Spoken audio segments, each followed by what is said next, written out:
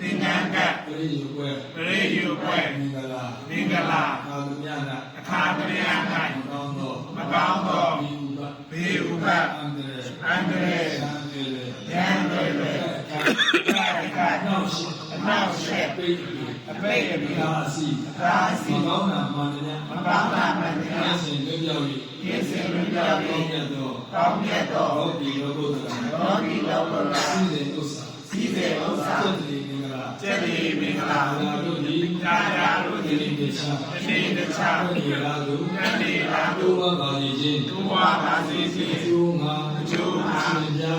ရှင်ပြားတို့ဟာဤသင်္ကန်းစာသောဝိသုတို့ကိုလူဝဲဝိသုတို့ကိုအတိမာကြီးပြု